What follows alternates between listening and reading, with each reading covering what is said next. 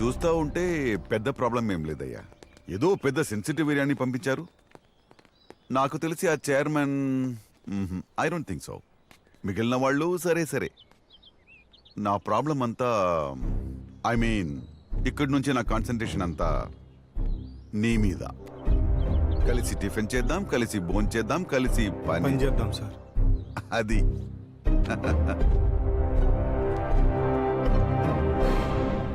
ఈసారి కూడా మన పార్టీ గుర్తు విమానమేనంటండి.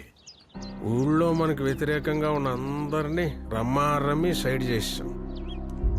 ఆడినొక్కను తప్ప. రే ఏమాత్రం టాలెంట్ ఉన్నా ఆడికి ఉన్నాడురా. ఏ హైదరాబాద్ బెంగళూరు వెళ్ళిపోతాడు. ఎప్పుడో ఒకసారి సంక్రాంతికి వస్తాడు. ఆడు 4 రోజులు తిప్పి ఆడి జ్ఞాపకాలతో వచ్చే సంక్రాంతి దాకా బతికేయాలి అంతే.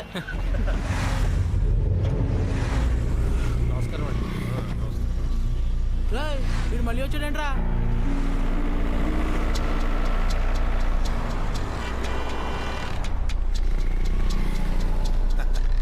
హలో, మా చైర్మన్ గారు రమ్మంటున్నారు. కనుగొనబట్లేదా? ఆయన రమ్మను. అలాగే గడ్డ మహిమ. నమస్కారం. నమస్తే. నమస్కారం. సార్ వాళ్ళు మిమ్మల్ని రమ్మంటారు. వీడి వ్యాసార్థం ఎంత, వీడి ఘనపరిమాణం ఎంత, వీడి చుట్టుకొలత ఎంత? కరెక్టే సార్.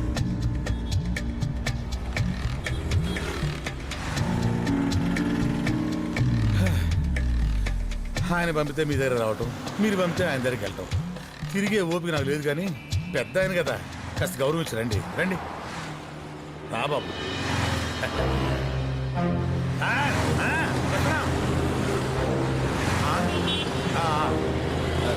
నువ్వు వెళ్ళినా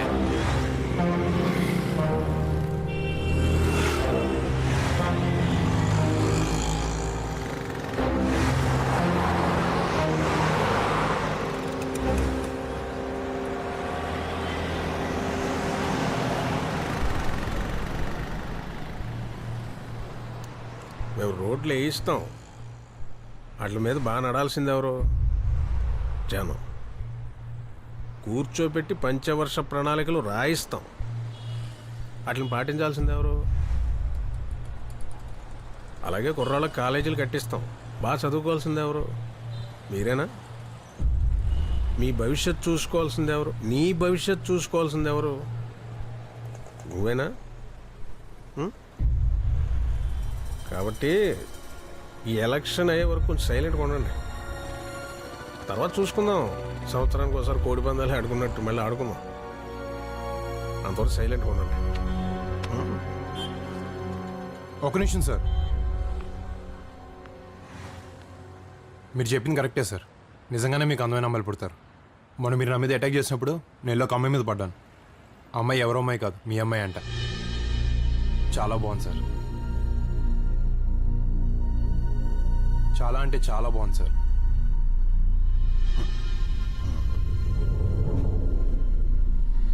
నిజంగానే సార్, చాలా బాగుంది.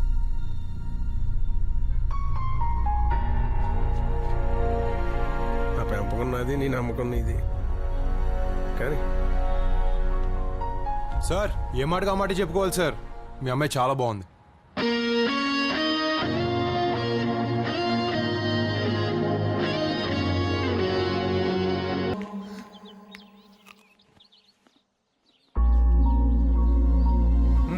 వద్దన్నయ్య.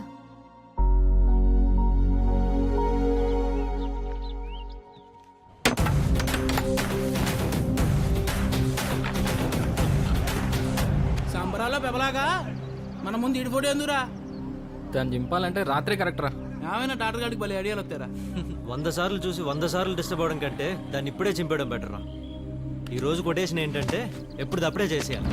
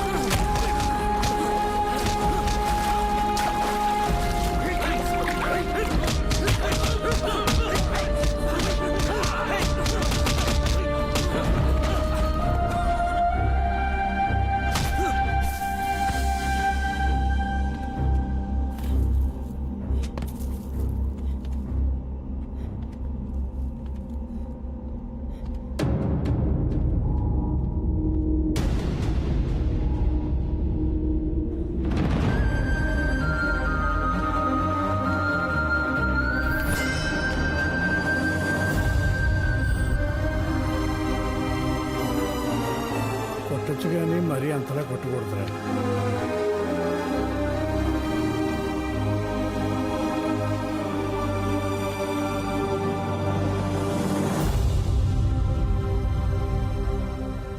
చాలా గట్టి కొట్టారంట అన్నయ్యలు, కానీ వాడు చాలా మంచివాడు.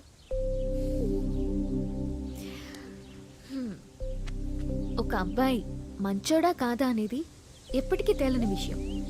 అసలు అమ్మాయిల గౌరవాన్ని కాపాడాల్సిందే అబ్బాయిలు. అలా ఉన్న వాళ్లే కరెక్ట్. మరి వాళ్ళ విషయంలో వాళ్లే తడబడుతున్నారంటే అది చాలా కష్టం. గత 25 సంవత్సరాలుగా దిగ్విజయంగా మన పరిపాలించి మన మనసులో నింపుకున్నటువంటి అజాత శత్రువు, ఆపద్బాంధవుడు, అనాథ రక్షకుడైనటువంటి మన నాయకులు ఈ రోజున నామినేషన్ వేయడానికి దిగ్విజయంగా మీ అందరి ఆశీస్సులతో వెళ్తున్నారు.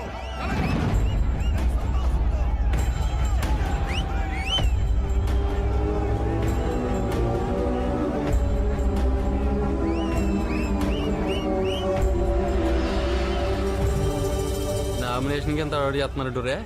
ఇక నెగితే భూమి మీద ఆగర్రా బాబు వీళ్ళు. ఇంకా ఎంతకాలం వెనకాలే వెళ్తారా గుర్రెల్లా మేకల్లా వాటి వెనక తోకల్లా. వచ్చేవాడు కొత్త వేషంతో వస్తాడు, పోయేవాడు మరో వేషంతో సిద్ధంగా ఉన్నాడు. అయినా మనకు అర్థం కాలేదు, భరిస్తాం. ఈ ఊళ్ళో 4 వీధులు తెలిసిన వాళ్ళు, ఇంట్లో గుర్తింపు లేని వాళ్ళు ఎలక్షన్ ఈ 4 రోజులు ముందు సీట్లో కూర్చొని ప్రచారానికి దారి చూపిస్తారు.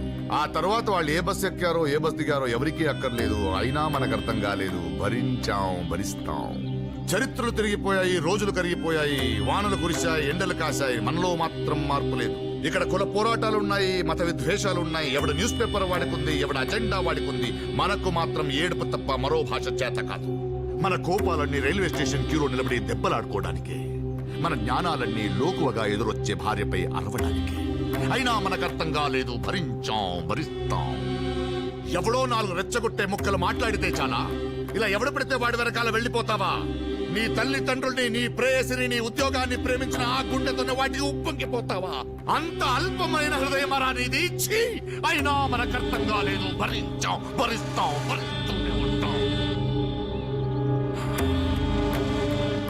రే, ఈసారి ఎలక్షన్స్లో ఇన్ని నుంచి పెట్టేద్దాం, జనాలకు ఉపయోగపడతాడు. ఆయన ఒప్పుకోవాలి కదా. ఎవరైనా మనిషికి పని ఇచ్చినప్పుడు అది ఏంటని తెలుస్తుంది.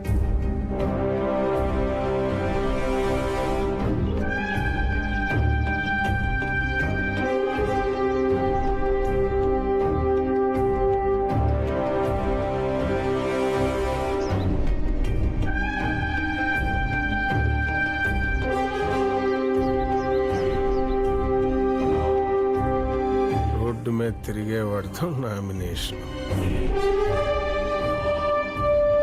సార్, దీని మొత్తానికి కారణం ఆ కుర్రోడేనండి. ఇప్పటిదాకా మనం బలం గురించే ఆలోచించాం, ఇప్పుడు బలహీనత గురించి కూడా ఆలోచించాల్సిన టైం వచ్చిందండి. ఇదిగో ఈ మహానుభావుడు నాడే, ఆ హైదరాబాద్ నుంచి వచ్చాడు చూడండి. ఆడు తుమ్మమంటే తుమ్ముతాడు, ఉమ్మమంటే ఉమ్ముతాడు. ఏం చేయమంటావు? కలిసి టిఫిన్ చేద్దాం, కలిసి భోజనం చేద్దాం, కలిసి ప్యాకెట్ ఆడదాం, కలిసి డ్యూటీ చేద్దామని లొంగ జుట్టేస్తున్నాడు. సార్, 25 సంవత్సరాల నుంచి మనకే ఓటేయడానికి అలవాటు పడిపోయిన జనం ఆ అలవాటు మానుకోలేక మనకే వేస్తారు, లేదా ఈసారి కొత్తగా ఉంటుంది చూద్దామని వాళ్ళకే వేస్తారు. మొత్తానికి ఏదో జరుగుద్దండి.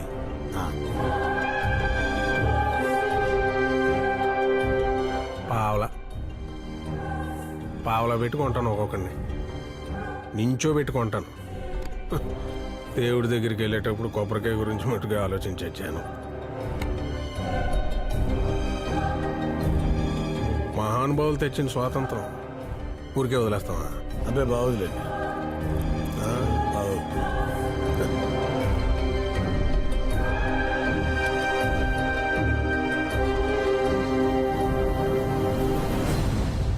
ఈ ఎలక్షన్ బాగా ఇంట్రెస్టింగ్ గా జరగబోతుంది.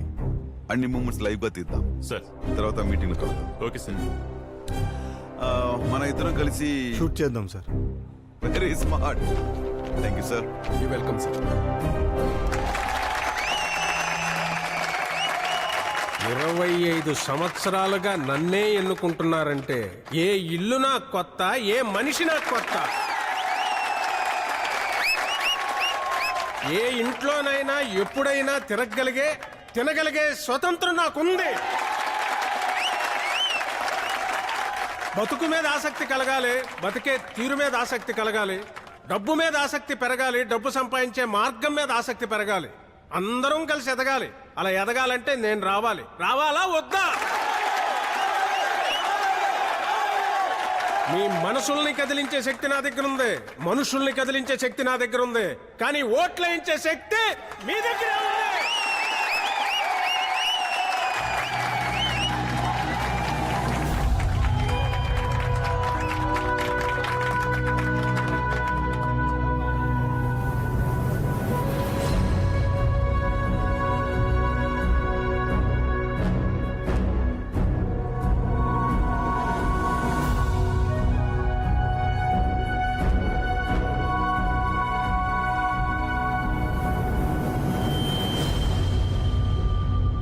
ఒక్క నిమిషం.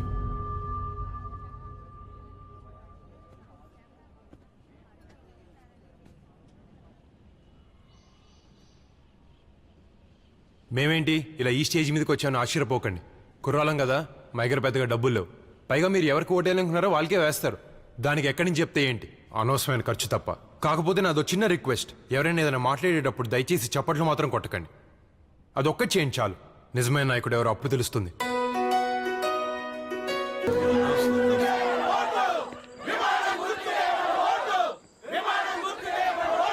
ఇదిగో ఆగండి.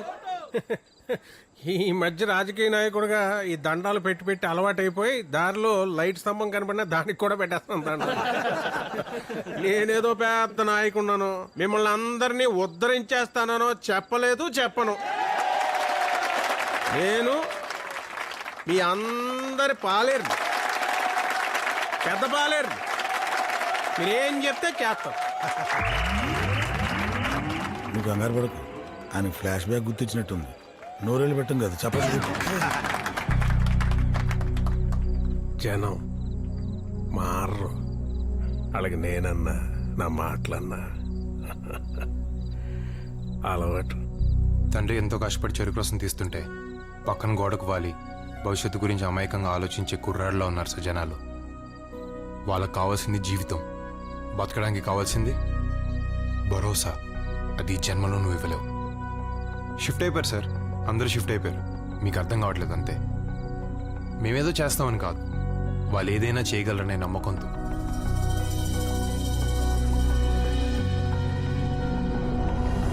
ఒక్క నిమిషం సార్. మనం మీ అమ్మాయి మళ్ళీ 2-3 సార్లు కనిపించింది, కానీ నేను అస్సలు తగ్గలేదు. కనీసం వెళ్ళి మాట్లాడడం కూడా ట్రై చేయలేదు. నా గౌరవమే కాదు, మీ గౌరవం కూడా నాకు చాలా ముఖ్యం.